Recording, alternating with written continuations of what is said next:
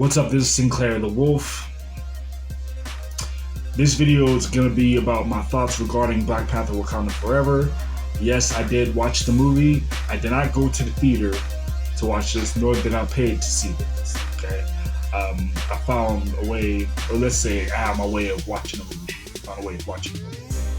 So that way I could legitimately, from my own observation, tell you whether I thought the movie was good or bad.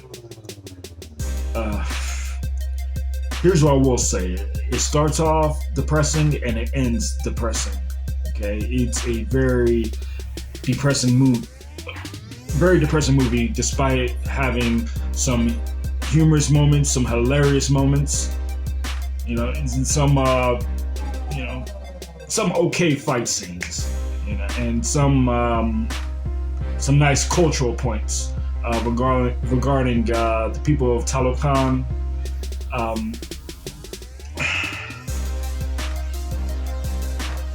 So the movie makes, really makes good cultural and historical points. It does have some funny, hilarious moments, especially when M'Baku calls Okoye bald-headed demon.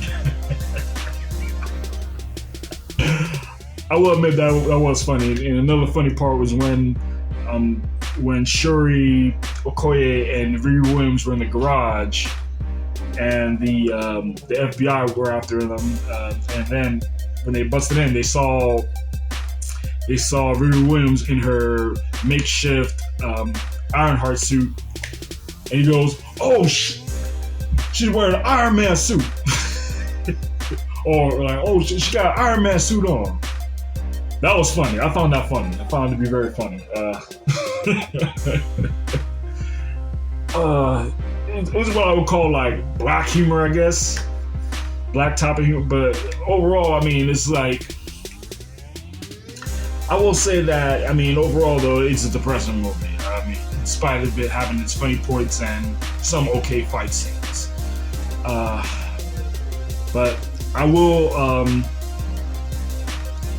will express my opinion regarding this, as well as revealing spoilers. Alright, so getting through this. Alright, the movie starts off with Shuri trying to come up with trying to engineer a copy of the heart-shaped herb. Trying to engineer a heart-shaped herb. She's in her lab, right? And she's,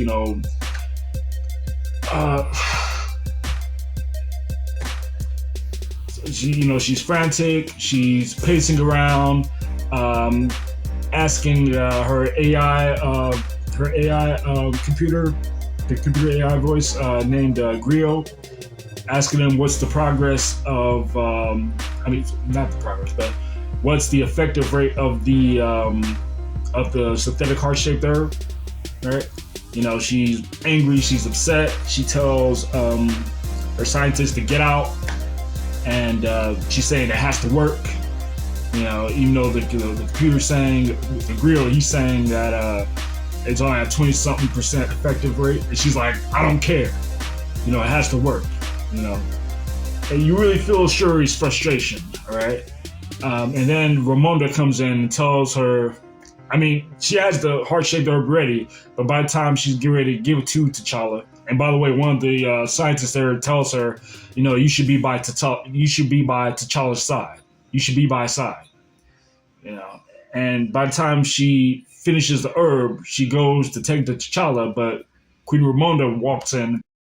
T'Challa is with the ancestors. In other words, he passed away. He's dead.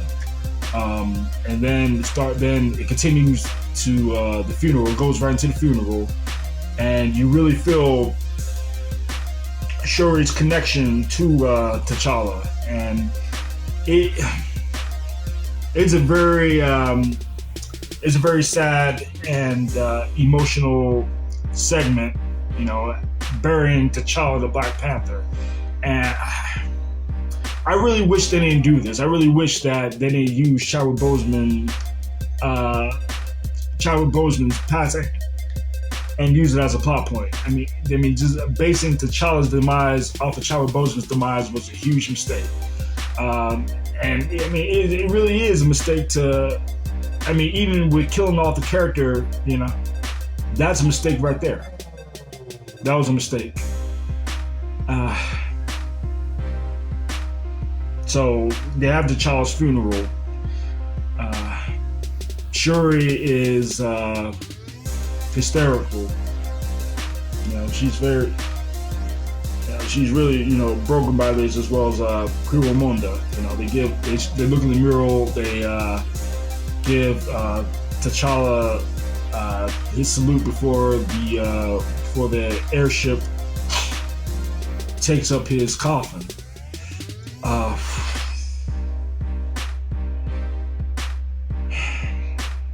Right, let me continue.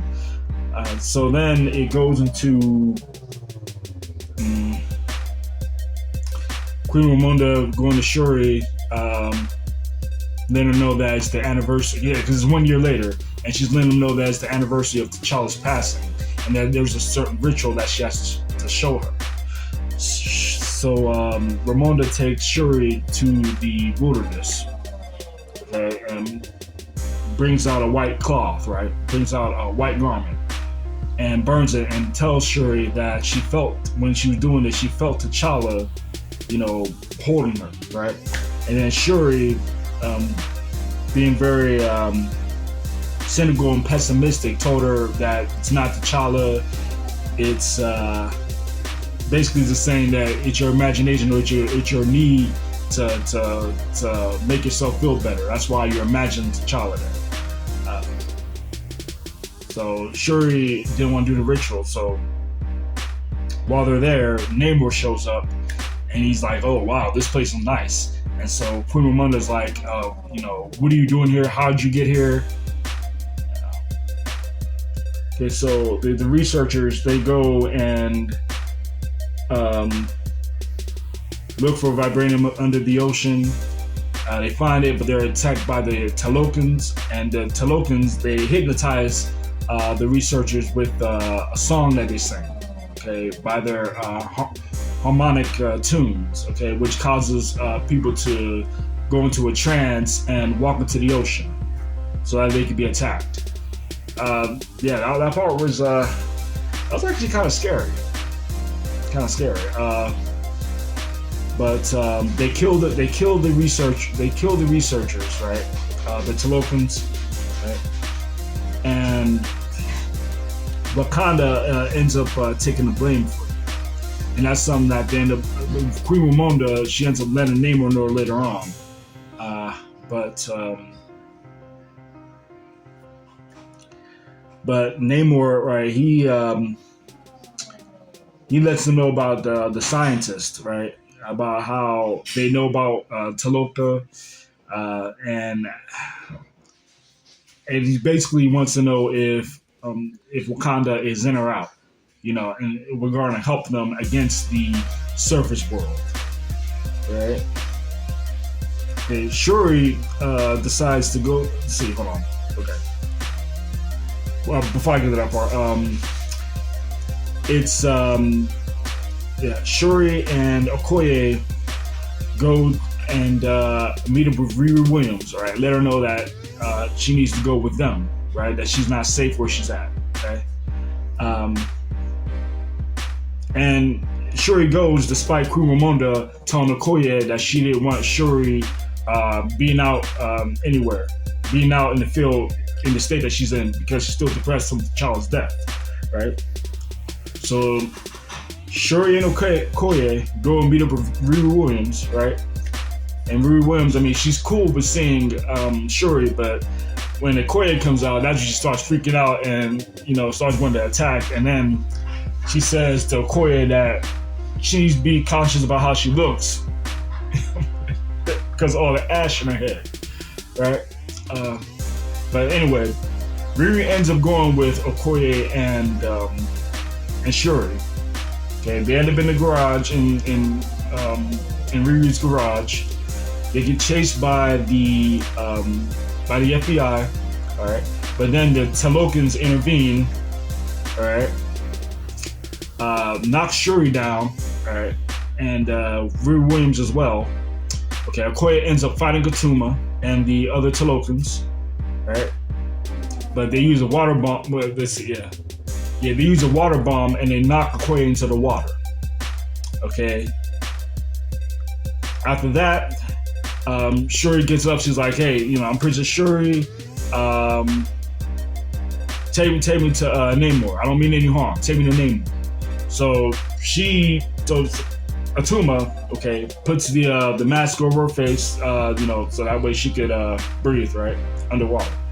So he puts a mask over her face, okay, and Atuma and Namora, Atuma and Namora, they take Riri Williams and Shuri to the underwater world, right?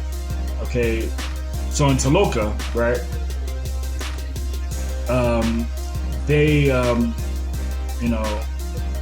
Shuri and Riri Williams are there. The Talokans, they're very hospitable towards them, offer them blankets, and Riri says, "Now there's some supervillain stuff," right? So Namor shows up and he basically welcomes them. He welcomes Shuri, and he tells Shuri to put a suit on because the water pressure could break every bone in her body. He's like, "Or you could wear a suit." So he has Shuri put the suit on. He guides her through Taloka, right, to the underwater world, and they all greet her. They all greet Shuri, welcome, with the salute, right? They welcome her, right? And then Namor just basically says he talks to her about the scientists, and he says that he liked Wakanda's help. Okay, he would like Wakanda's help, and he said he heard what she said about wanting to burn the world down. He's like, "Let's burn it down together." Okay? But Namor, he tells her his history, how the Talokans came to be, and how he got his name from how a Spaniard called him a child with no love, no more. So he took that and turned it into Namor. No more, Namor. Okay, the child without love. Hijo sin amor. Okay, so took that and that's how I got the name Namor. All right, even though his citizens call him Kukulkan. All right, but basically Namor is just saying, proposing to Shuri, okay, we can be allies and take down the surface world together, right? And so Shuri's like, okay, what if we refuse? And he's like, well, he's basically saying there's going to be consequences for refusing, right? And so later on, Namor ends up meeting with Queen Ramonda, right? And Queen Ramonda's like, okay, is my daughter safe? And he's like, yes, your daughter's safe and sound. Okay. And then she's like, if I don't get my daughter back, I'm going to let people know who you are. And so Namor's like, okay, if you let people know who I am, I'm going to come back and kill you. All right. Foreshadowing something. All right. And Angela Bassett, she brought a lot of energy too. And what part did I leave out? Yeah, I left out the United Nations part where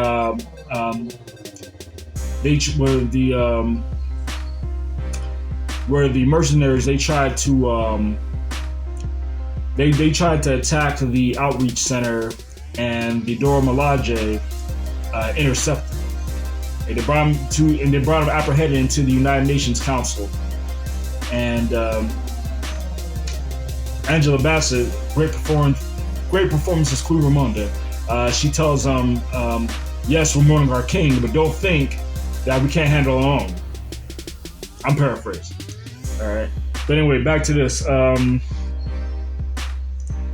So Queen Ramonda, she ends up going to Haiti, and she goes and gets Nakia. She tells Nakia that that she was absent during T'Challa's funeral. All right, and basically she recruits her to go get Shuri. Okay, so Nakia goes to Taloka. All right, rescues Shuri and Riri Williams. All right, brings them aboard. They're taken aboard the ship. Okay, Queen Ramonda reunites with Shuri. Right, and then they go back to Wakanda. Okay, so back at Wakanda.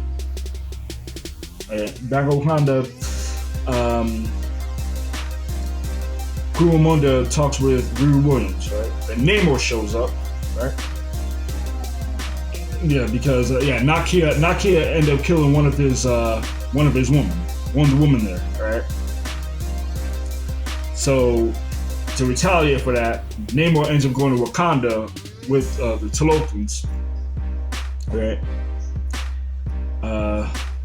And he goes out to Quirumonda and starts flooding Wakanda, right? And while Wakanda is flooding, right, the Atlanteans or Talokans, right, they do that harmonic song again. They do that harmonic sound, and they start getting people to walk towards the ocean, to walk off. But before one of them walks off, the door grabs him and then throws a grenade into the water, blowing up the Talokans that are there, right? And so a battle ensues, and M'Baku, he gets aboard a canoe, whoops the Talokan, flips him over, and then starts beating his chest. Okay, that's where that whole M'Baku beating his chest sequence came from.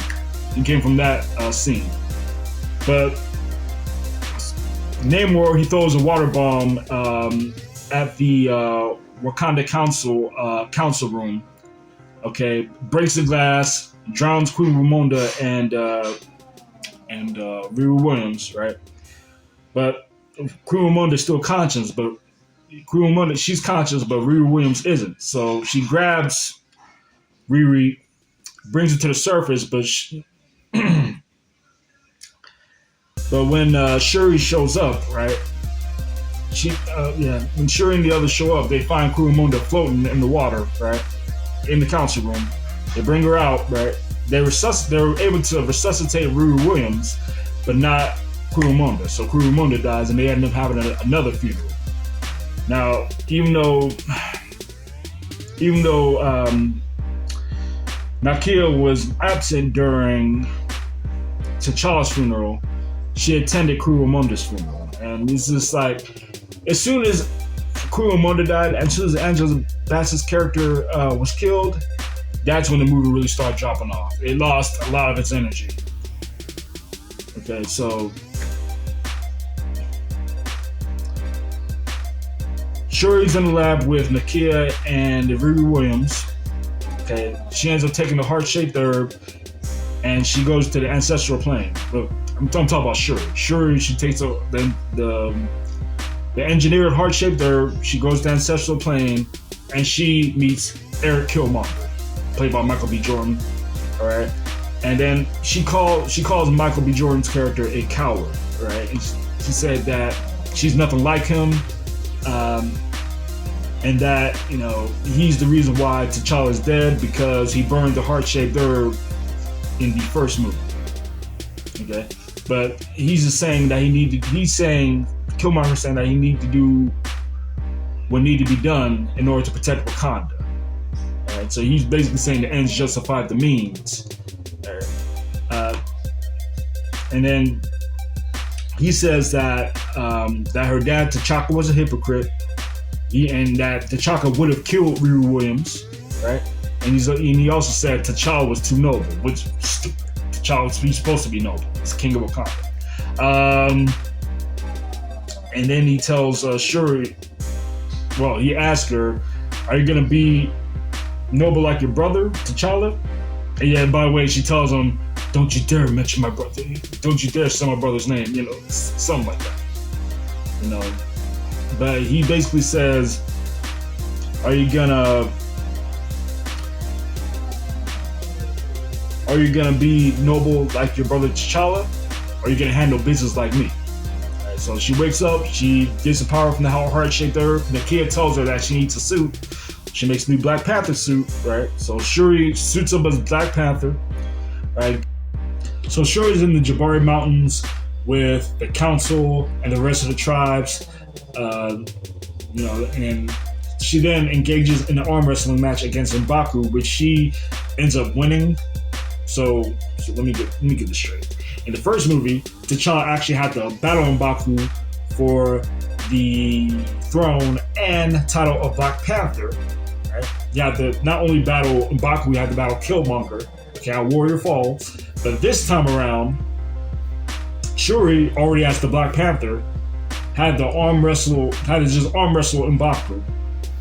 She wins the arm wrestling match, and they all basically bless her as the Black Panther, with M'Baku yelling, "The Black Panther lives!" Literally. Okay, so Shuri then discusses with the council about how to engage in battle with Namor. And one of them's like, okay, a man in the council, he's like, okay, how are we gonna go after Namor if we don't know where he's at? And she basically says, we're gonna bring Namor to us. All right, so the whole plan is to lure Namor in. All right, so after Shuri established that, what she had to do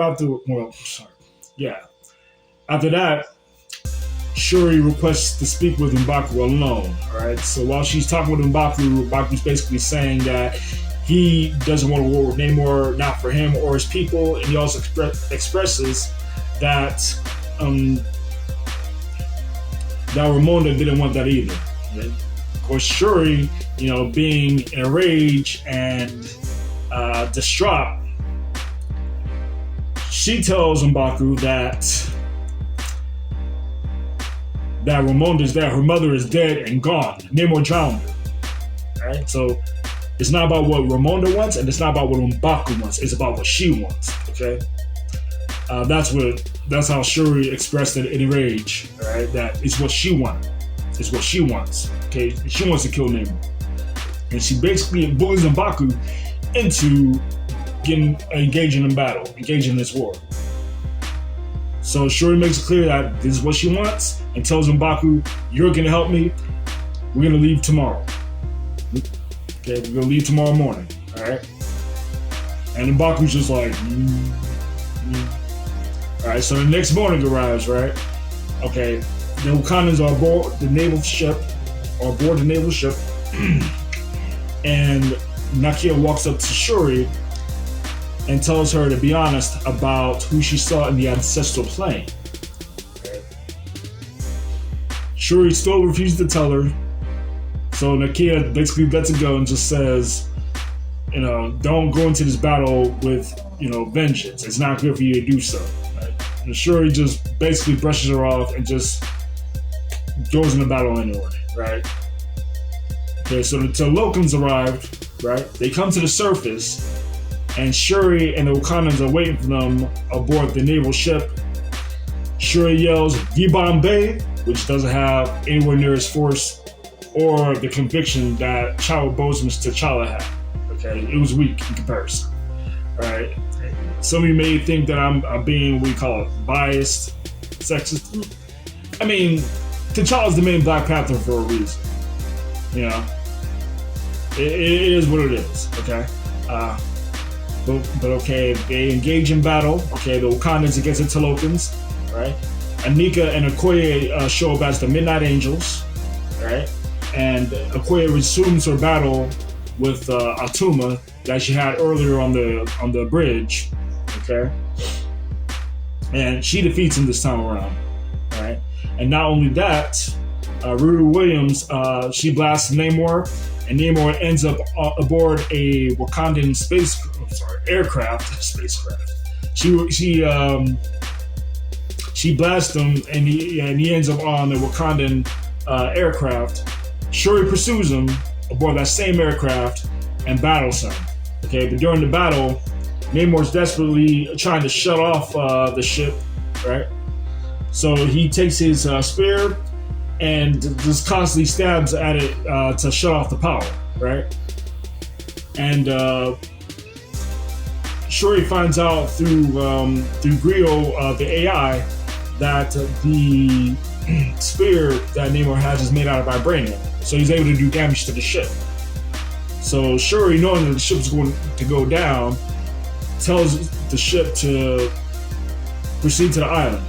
Okay, so it goes into the island and crashes, right? The ship is broken into pieces, right? So the ship is destroyed with Shuri landing onto the sand, right? Okay. She finds out her gauntlets aren't working anymore, all right? and she's looking around for Namor, and Namor just zip attacks her, right? Zips through, attacks her, right? And the battle ensues, right? So it's kind of hard to take this fight seriously, but it was hilarious when Shuri ended up ripping off one of his ankle wings. His reaction to that was cartoonish and comedic. It was funny. It was hilarious. But it gets really ridiculous when Namor, when he ends up stabbing her with his spear. He stabs her against the rock, by the way. Okay, he stabs her against the rock, right? She's near death, right? But she ends up breaking the spear, removing herself from it, and still has the strength and endurance to be able to do a Power Ranger flip over Namor. She does the Wakanda Forever salute while yelling Wakanda Forever, letting off some explosives, burning up Namor's back. So Namor gets burned up, falls to the ground. Shuri takes her spear. No, not her spear. No, she takes Namor's spear. Shuri takes Namor's spear, holds it to a stove, and tells him to yield. If he yields, Wakanda is going to protect the Talokans. Right? So Namor, he surrendered. All right. Then after that, Shuri and Namor get aboard a helicarrier. All right, and they fly above the naval ship and announce to the Wakandans and Talokans that it's over. You know, that's their armistice. Okay, or ceasefire rather. Right.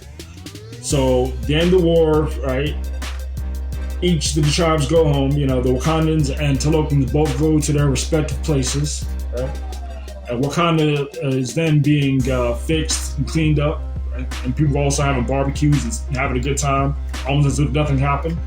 All right.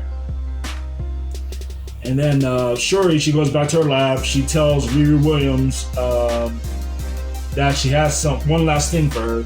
She shows her a red car, and she said it took a while to find the parts. And then Riri says this is the car that she and her dad worked on before he passed away. Right? So Shuri sends Riri on her way. Okay, sends her away, right? And Riri's like, okay, sure you don't want to come to Chicago?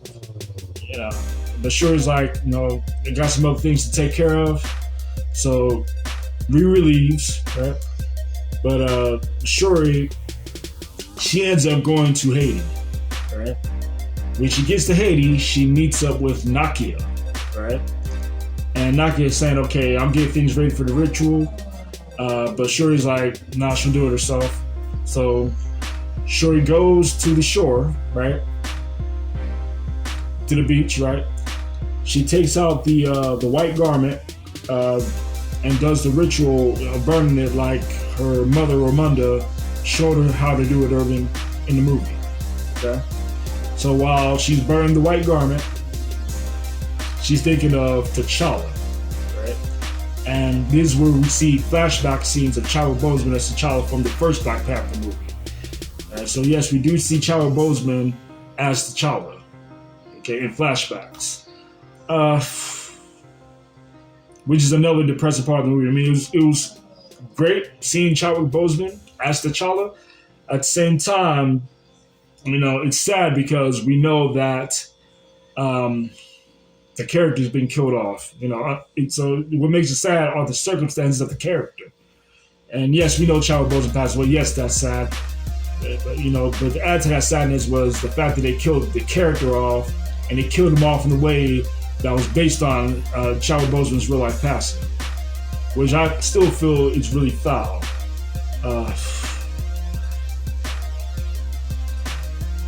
But another funny part happens, actually two funny parts. At the Warrior Falls, when the tribes of Wakanda, they're expecting Shuri to come out of the aircraft, right? Shuri the Black Panther. But M'Baku comes out instead, and he announces that Shuri's not showing up because Shuri went to Haiti, right? And another funny part is when Everett Ross was in back of a prison van because his ex-wife Valentina from Falcon and the Winter Soldier, Valentina, the one who recruited John Walker at the end and gave him the name U.S. Agent. I don't think, did she give him the name? Anyway, she gave him the new black outfit and he became U.S. Agent. Okay, John Walker, all right? It was under Valentina he became U.S. Agent. But that same Valentina is Everett Ross's ex-wife, all right? And she went ahead and arrested him, locked him up, right? But while he's in the back of the van, guess who comes to rescue him? Okoye in her Midnight Angels outfit, right? So she defeats the guards, breaks out Everett Ross. He's relieved to see that it's Okoye, and she's like, colonizer in chains, and she insists that she's seen everything, because she saw colonizer in chains.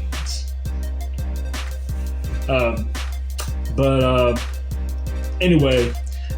Honestly, I mean, even though it had its funny moments, its humorous moments, overall it was a depressing movie, and the lack of Chadwick Boseman's character T'Challa, and yes, we know he passed away, but the lack of the character, that's why the recast is so important. Okay, because the character is necessary. People have to learn how to separate the actor from the character. Right? So it was a depressing movie overall, and I really don't plan on watching it again. Now, what I do praise this movie, what I do thank Ryan Coogler for regarding this movie is the historical aspects of it. Regarding the Talokans and how he included how the natives of the Americas were enslaved and abused by the Spaniards, and how Namor's anger arose from that. That was a part of Namor's anger, the oppression from the Spaniards. That was a really good aspect of it. So I don't have any issues with changing the whole thing with Namor to the Mesoamerican theme. I don't have any issue with that at all. Or Tenoch Huerta. I felt he did a really good job as Namor, but it's just, once again, it's just like Shuri does not make a convincing Black Panther. Not as a main Black Panther. I mean, as a sidekick Black Panther, okay, but as the main Black Panther, leading the whole nation of Wakanda, no, it doesn't work. It doesn't work. Shuri, Letitia Wright as Shuri is not built like that. Okay, T'Challa should have been present. Okay. Either as the Black Panther or as the variant Star-Lord T'Challa. Okay? T'Challa Star-Lord. Yeah. And yes, it's sad that Chadwick Boseman passed away, but really killing off his character was unnecessary. It was really unnecessary, and it really killed a lot of the potential that this movie that this movie had. This movie had a lot of potential, but they destroyed that potential by killing off T'Challa. Alright. Anyway, I'm SynClaiR the Wolf. Let me know what you think in the comment section. Black Adam was a better movie. Black Adam was that type of movie that left you with a good feeling. It started you off with, Black Adam was a little sad at first, but it kept you engaged. It was exciting, and it had a really feel-good type of ending. Okay, Black Panther: Wakanda Forever. It starts off as a depressing movie, and it ends that way as well. And honestly, I don't recommend this movie for true Black Panther fans. In fact, fans of the first movie, I don't even recommend it for those who like the first movie, because it's really a letdown. All right, and I really would like to give it a 2.5 out of 5 stars.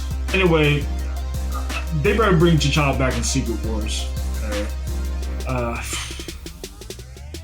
And I really don't see a future in the Black Panther franchise without T'Challa. So they better at least bring in a Barry. Anyway, I'm SynClaiR the Wolf. Be sure to like, share, comment, and subscribe.